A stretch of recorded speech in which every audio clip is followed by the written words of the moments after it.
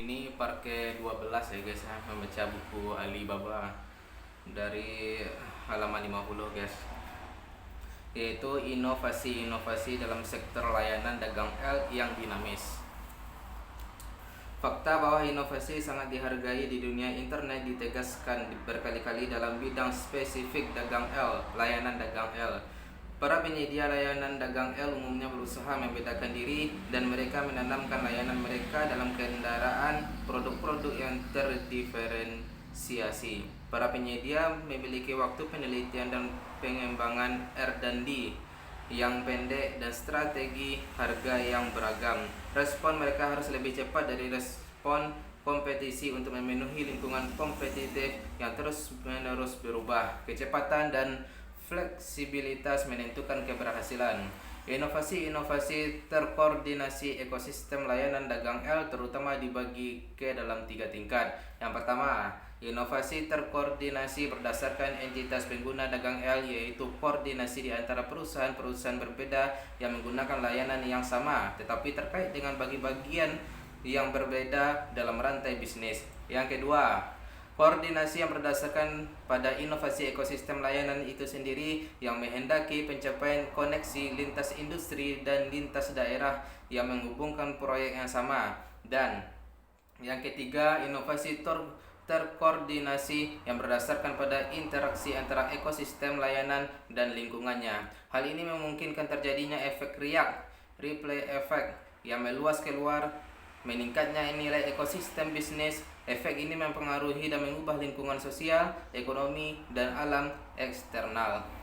Application Programming Interface (API), platform terbuka Taobao hingga batas tertentu mencerminkan aktivitas inovasi dagang L yang didasarkan pada sebuah fondasi terbuka.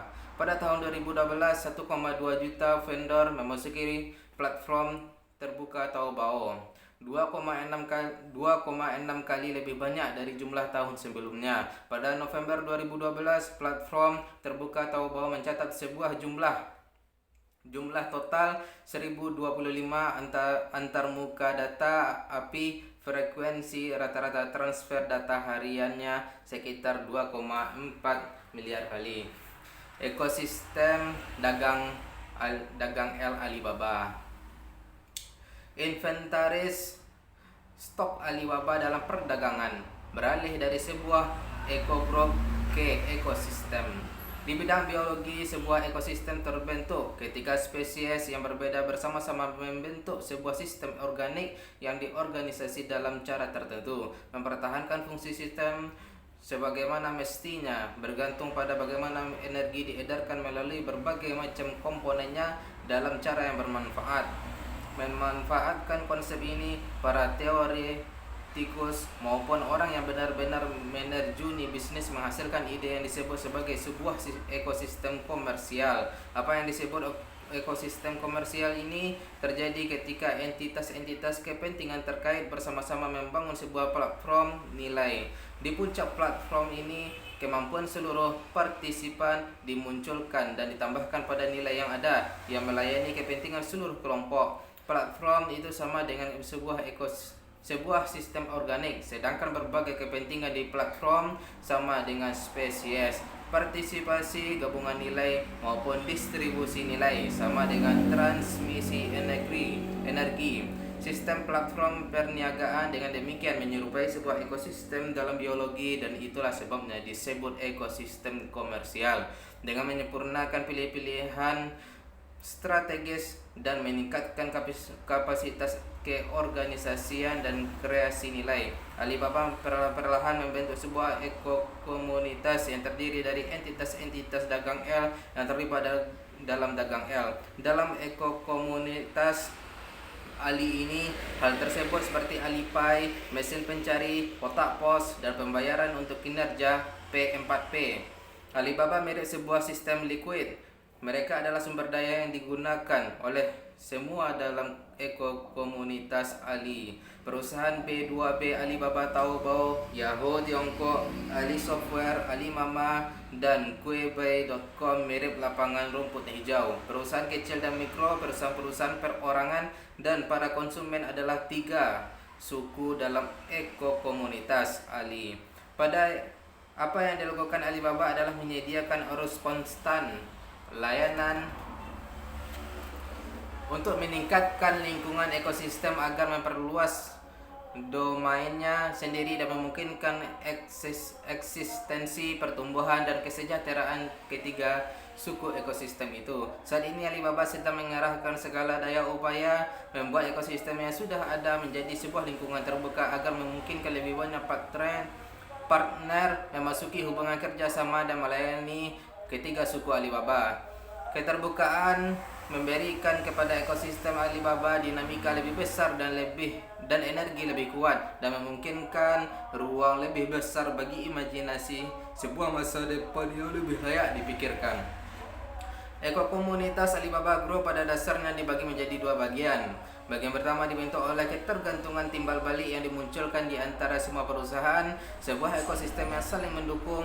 Bagian lainnya adalah sebuah eco-group yang memungkinkan keagungan bersama dengan para partisipan pihak ketiga. Sebelum pembentukan 7 sistem pedang yang baru, dua kelompok ini tidak berkoordinasi dan berbagi mekanisme dalam cara yang paling ideal. Ketika Alibaba Group mempercepat upaya-upayanya untuk memindahkan ekokomunitas ini menuju sebuah ekosistem pada Juli 2012, ia merestrukturisasi sistem anak perusahaannya menjadi sebuah sistem berbagai macam kelompok bisnis. Setelah reorganisasi ini, Alibaba menyertakan dan menampung 7 pedang, yaitu Taobao, Etao, Juhusuan, Ali International, Ali Small Business, dan Ali Cloud Computing.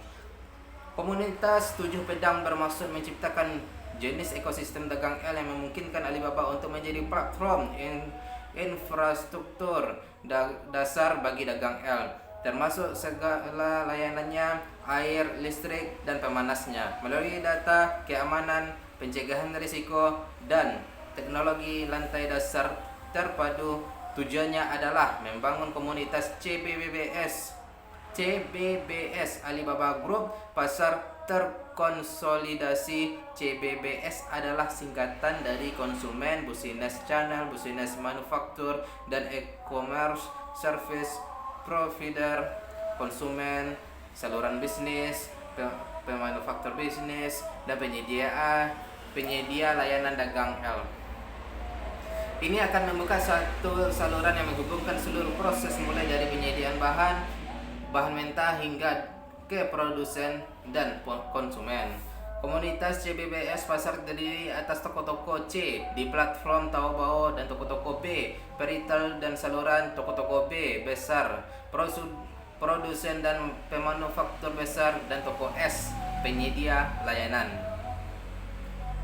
Dalam seluruh rantai produksi, penyedia terakhir haruslah usaha kecil dari platform B2B yang terkait satu sama lain melalui produsen layanan S. Permintaan konsumen dengan demikian mendorong produk dan kuantitas penjualan, sedangkan permintaan pembeli pada vendor platform juga mendorong tipe-tipe produksi dan kuantitas usaha kecil yang terlibat dalam produksi. Mengingat usaha kecil adalah mata air ekosistem Alibaba membagi bisnis B2B orisinalnya menjadi Ali International dan Ali Small Business, tergantung pada atribut masing-masing kelompok bisnis. Setelah pembagian ini, komunitas bisnis bisa mengambil yang terbaik dari perusahaan produksi Tiongkok yang terbaik dari bahan mentahnya, pembelian, produksi industrial, pemanufaktur suku cadang, dan penyedia jasanya, dan mengintegrasikan masing-masing perusahaan itu dengan kelompok lain untuk membuka sebuah platform yang mengakses semua platform di sistem Taobao. Karena hal ini, ekosistem Alibaba semakin menjadi platform dagang kerjasama berbasis internet. Komunitas bisnis 7 pedang baru akan mendorong inovasi kerjasama lebih besar dalam komunitas CBBS. Efisiensi inovatif Alibaba. Amerika Serikat terus-menerus mendominasi inovasi domain internet dan berada jauh di depan yang lain. Sejak 1950-an, Amerika Serikat mengawali dan memimpin berbagai revolusi dalam industri teknologi informasi dan selalu mampu mengonsolidasikan hegemoni ekonomi. globalnya. Dari revolusi PC, dari revolusi internet hingga revolusi komputasi awan, cloud computing, Amerika Serikat memainkan peran penting dalam mendorong perekonomian informasi di atas basis global. Negara itu mampu mempertahankan posisi kepemimpinannya dalam jangka panjang, terutama karena jalan yang ditempuhnya dalam menopang inovasi berkelanjutan melalui pembangunan dengan kesadaran kritis berbagai sistem dan kapasitas. Dengan demikian, Amerika Serikat mempertahankan penguasaannya atas simpul sentral internet dan memelihara strategi nasional yang jelas dan kokoh. Meski begitu, dalam wilayah dagang kekuatan Tiongkok sebagaimana direpresentasikan oleh Alibaba sama sekali tidak lebih rendah dibanding perusahaan-perusahaan di sisi lain Pasifik dalam hal kapasitas inovatif. Selama 30 tahun pembaruan dan pembukaan yang lalu dan dekade revolusi internet yang lalu, Tiongkok menciptakan semacam keajaiban mencengangkan yang bisa dihubungkan dengan antusiasme, tekad, dan investasi luar biasa. Yang melakukan penelitian perubahan dan perkembangan terus-menerus. Tidak seperti mayoritas besar negara-negara lain, para pemimpin di hampir semua bidang internet di Tiongkok adalah perusahaan kelahiran lokal. Sejumlah perusahaan internet di negara itu mulai menempatkan diri di garis depan dan menjadi kompetitif secara internasional. Cara di mana perusahaan-perusahaan dagang Tiongkok berkembang begitu pesat dan dalam beberapa kasus bahkan melampaui perusahaan-perusahaan serupa di negara lain bisa dihubungkan terutama dengan 3 hal: basis masif netizen, warganet, dan pasar konsumen yang besar negara itu, pertumbuhan berkecepatan tinggi perekonomiannya, dan keuntungan keterbelakangannya. Keuntungan Tiongkok dalam hal inovatif. Basis masif warganet Tiongkok dan pasar konsumen besarnya memberikan sebuah fondasi kokoh bagi inovasi perusahaan-perusahaan dagang negara ini. Jumlah orang yang terhubung dengan internet di Tiongkok tumbuh lebih cepat dibanding dengan negara manapun. Pada akhir Desember 2014, jumlah orang yang terhubung dengan internet di Tiongkok mencapai 649 juta. Pada tahun 2014 saja. Orang azan guys, nanti kita sambung ya guys. Ini berhenti dulu sebentar. Kita lanjut ya guys ya, baru sudah azan. Pada tahun 2014 saja 31,17 juta orang lagi terhubung secara online.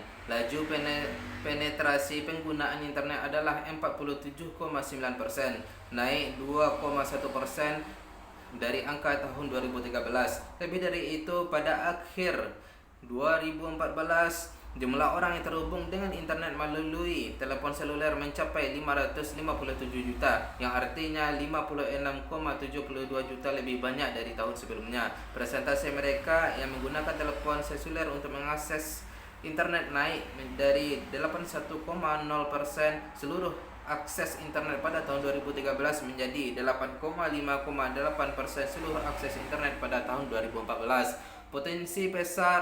Potensi pasar konsumen Tiongkok luar biasa besar. Karena itulah negara ini memiliki apa yang disebut efek negara besar. Mengingat ukurannya, perusahaan-perusahaan besar menikmati skala ekonomi melalui keunggulan biaya maupun kompetitif. Dari keperluan pokok sampai barang-barang konsumen canggih, Tiongkok adalah pasar terbesar di dunia. Pada 11 November 2014, hanya dalam satu hari 11 Festival Belanja Alibaba, penjualan internet mencapai 57,1 miliar RMB, 9,3 miliar USD. Sebaliknya, acara sejenis di Amerika Serikat diadakan pada Senin bulan November 2014. Penjualan akumulatifnya hanya 2,04 miliar USD. Pada tahun 2014, volume penjualan retail internet Tiongkok secara keseluruhan mencapai 2,8 triliun RMB, yang merupakan 10,6% dari seluruh penjualan retail barang konsumen di seluruh negeri. Pada tahun 2008 persentasenya hanya 1%, dengan 100 miliar RMB dalam penjualan retail melalui internet. Pertumbuhan ekonomi yang pesat bisa disebut sayap di mana dagang Tiongkok terbang. Pertumbuhan bergerak dalam kecepatan tinggi sejak tahun 1978. Antara tahun 1979 dan 2007, produk domestik bruto (PDB) negara itu tumbuh dengan laju tahunan rata-rata 9,8%. Bukan saja ini jauh lebih tinggi dari laju pertumbuhan rata-rata 6,1% negara itu di antara 1953 dan 1978, tetapi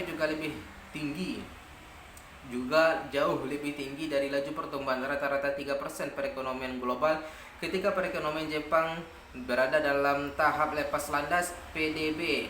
PDB-nya tumbuh dalam laju tahunan rata-rata 9,2%, kurang lebih sama dengan rata-rata 8,5% Korea. Pada tahun 2011, Tiongkok menggeser Jepang sebagai perekonomian terbesar kedua di dunia setelah Amerika. Bank Dunia memperkirakan bahwa Tiongkok akan menjadi negara dengan pendapatan tinggi pada tahun 2030-an. Ketika ukuran perekonomiannya melampaui Amerika Serikat, ini benar. Sekalipun kecepatan pertumbuhan ekonomi Tiongkok akan menjadi sepertiga lebih rendah di masa depan dibanding selama 30 tahun terakhir. Dengan kata lain, perekonomian akan tumbuh dengan laju rata-rata 6,6% per tahun. Kekuatan perekonomian Tiongkok secara keseluruhan dan kecepatan peningkatan PDB per kapitanya akan membawa kemakmuran bagi semua industri di negara itu, termasuk industri internet. Boston Consulting Group meramalkan bahwa skala sektor internet Tiongkok akan setara dengan skala Amerika Serikat pada tahun 2016. Pada saat yang sama, kita harus mengakui bahwa Tiongkok juga memiliki keuntungan sangat jelas sebagai sebuah negara terbelakang karena menggarap dagang L lebih belakangan daripada Amerika Serikat. Bertolak belakang dengan negara-negara maju, infrastruktur dasar bagi internet Tiongkok belum berkembang sempurna dan terdapat ketimpangan besar antara kawasan perkotaan dan perdesaan serta bagian timur dan barat negara. Sementara itu, industri tradisional dan sistem logistik di Tiongkok masih terbelakang. Tepatnya karena sifat terbelakang inilah hal-hal tersebut memberikan nilai komersial baru bagi internet Tiongkok dan peluang luar biasanya bagi pertumbuhan. Perkembangan bentuk-bentuk baru industrialisasi, informatisasi, urbanisasi, dan modernisasi pertanian akan dilakukan bersamaan dengan pertumbuhan internet. Ini akan memberikan ruang imajinatif luar biasa besar bagi pertumbuhan lompat kata kekuatan produktif Tiongkok. Sebaliknya, industri penjualan retail modern Amerika sudah sangat maju.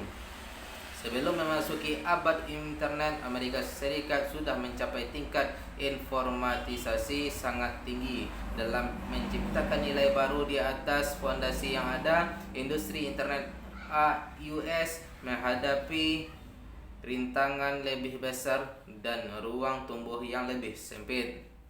Sekian guys. Besok kita sambung halaman 57 tadi. Kalau salah dari halaman 50 sampai halaman 56. Besok kita sambung jalan inovatif Alibaba. Ini udah ada 18 menit. Sekian. Bye.